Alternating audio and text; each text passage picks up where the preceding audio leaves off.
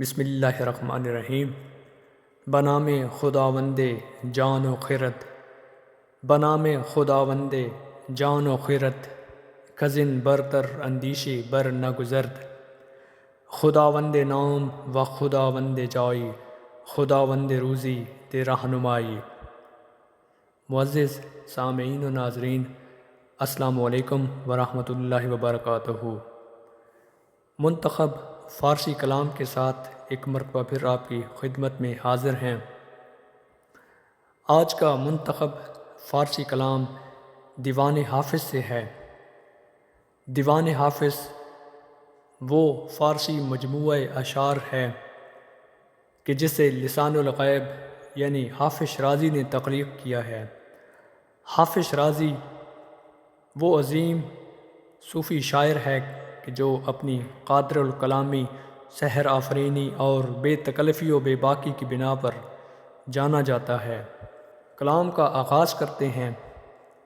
پہلے شعر میں حافظ لکھتے ہیں: جان نقد محقر است حافظ، جان نقد محقر است حافظ، از بہر نثار خوش نبا شد. کہ حافظ جان وہ قیمتی نقد نہیں ہے کہ جسے نثار کیا جا سکے. جان کی قدر و قیمت کے حوالے سے حافظ شرازی یہ کہتے ہیں، بیان کرتے ہیں کہ جان کوئی ایسا قیمتی نقد سرمایہ نہیں ہے کہ جسے محبوب کی خاطر قربان کیا جائے یا جسے محبوب کی نظر میں، محبوب کے سامنے جس کا نذرانہ پیش کیا جائے. دوسرے شعر میں کہا: گداخت جان کے شد خار دل تمام و نشد. گداخت جان کے شد خار دل تمام و نشد، بسوختیم درین آرزوئے خام و نشد. کہ جان چلی گئی اور جو دل کا کام تھا وہ تمام نہ ہوا، اور ہم جل کر فنا ہو گئے اس خام آرزو کی وجہ سے، جبکہ وہ ابھی تک پوری نہ ہوئی. حافظ کہتے ہیں کہ ہمارے دل کا جو کام تھا، دل کی جو امنگ تھی، خواہش تھی، آرزو تھی، حسرت تھی، وہ ابھی تک پایا تکمیل تک نہیں پہنچی، اور جان آفرین کے سپرد کرنے کا مقام آ گیا ہے. اسی طرح دوسرے مصرے میں کہا: بسوختیم درین آرزوئے خام و نشد. اور اس خام اور بیکار سی خواہش کی وجہ سے ہماری جان جل گئی، ہم جل کر فنا ہو گئے، مگر ابھی تک یہ جو خام آرزو تھی یہ پایا تکمیل تک نہ پہنچی. پھر تیسرے شعر میں کہا: فغان کے در طلب گنج گہر مقصود. فغان کے در طلب گنج گہر مقصود، شدم خراب جہان ز غم تمام و نشد. کہ پکار ہے گہر مقصود کی طلب کے لیے کہ اس تمام غم کی وجہ سے ہماری زندگی خراب ہو گئی، ہمارا جہان خراب ہو گیا، فنا ہو گیا. گویا اس مشکل شعر میں بھی دیکھیے کہ حافظ نے پرپیچ تراکیب کو کیسی خوبصورتی کے ساتھ سمویا ہے. کہتے ہیں کہ گہر مقصود کی ظاہر سی بات ہے کہ وہ محبوب کا وصال ہے، اور فرقت کی بنا پر جو دل کی حالت ہے وہ قابو سے باہر ہوتی جا رہی ہے.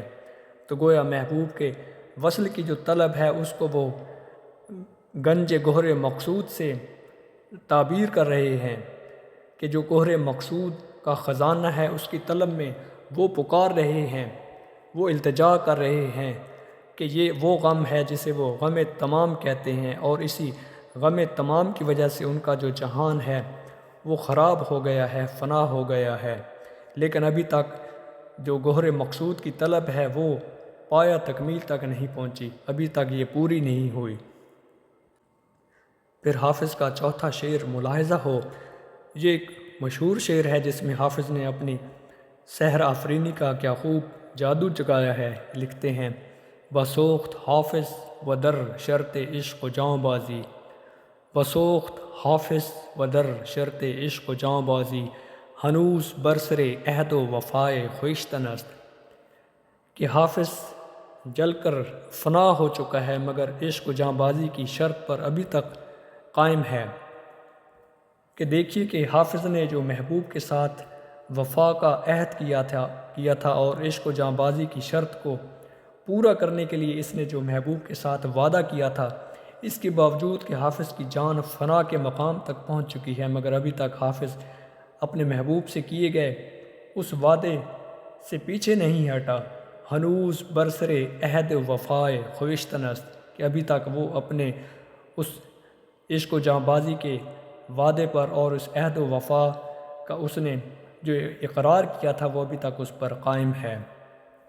اسی شعر سے ملتا جلتا مفہوم غالب کے ایک شعر میں بھی موجود ہے، چونکہ مرزا اسد اللہ خان غالب بھی بے تکلفی و بے باکی کا بادشاہ تصور کیا جاتا ہے، تو اس پیش نظر شعر میں آپ بخوبی اندازہ کر سکتے ہیں کہ غالب کا جو انداز بیاں ہے وہ بھی گویا حافظ کے مقابلے کا ہے۔ لکھتے ہیں اسد بسمل ہے کس انداز کا قاتل سے کہتا ہے، اسد بسمل ہے کس انداز کا قاتل سے کہتا ہے، تو مشق ناز کر خون دو عالم میری گردن پر۔ دیکھیے غالب ہو اور پھر مشکل پسندی نہ ہو کسی شعر میں، یہ ناممکن سی بات ہے۔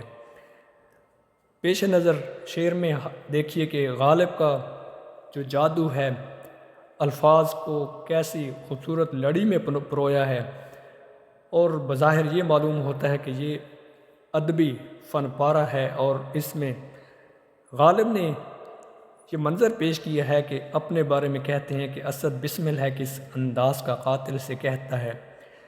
بسمل دراصل کسی تڑپنے والے کو کہتے ہیں کہ جو درد کی وجہ سے، تکلیف کی وجہ سے، کرب اور اذیت کی وجہ سے بے قراری میں ہو، یا وہ شخص کہ جس کی جان بلب ہو اور وہ قریب المرگ ہو اور اپنی بے قراری کی وجہ سے تڑپ رہا ہو، تو اس حوالے سے کہتے ہیں کہ اسد، چونکہ غالب نے ابتدائی طور پر اپنا تخلص اسد استعمال کیا، پھر بعد میں انہوں نے دیگر اشعار میں غالب کہنا شروع کیا، تو یہاں پر دیکھیے کہ یہ چونکہ ان کے ابتدائی کلام کا حصہ ہے، لکھتے ہیں کہ اسد جو ہے یعنی اسد اللہ خان غالب ہے، وہ کس انداز کا بسمل ہے، کس انداز کا بیمار ہے، کس انداز کا بے قرار ہے، کہ اس کا انداز کیسا ہے کہ وہ قاتل کو کھلی چھوٹ دے رہا ہے، کہ اس کے باوجود کہ جو قاتل ہے اس کے ہاتھوں میں اس کی جان ہے، کہ گویا جو قاتل ہے وہ اس کی جان لینے پر تلا ہوا ہے، گویا اس کے ہاتھ میں تلوار ہے، اس کے باوجود کہ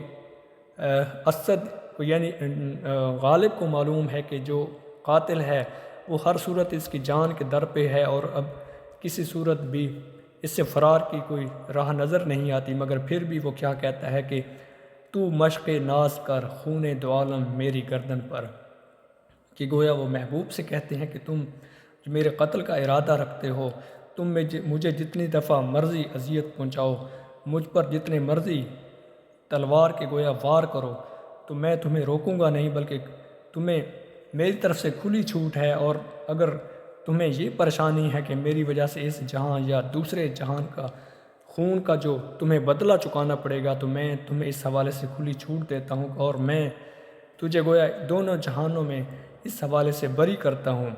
تو دیکھیے کہ غالب کا جو شعر ہے وہ دیکھیے کہ چونکہ شعر ہے 2 مصروں پر مشتمل ہے، مگر اس کا مفہوم کس قدر جامع ہے کہ اس شعر کو سمیٹنا دشوار نظر آتا ہے۔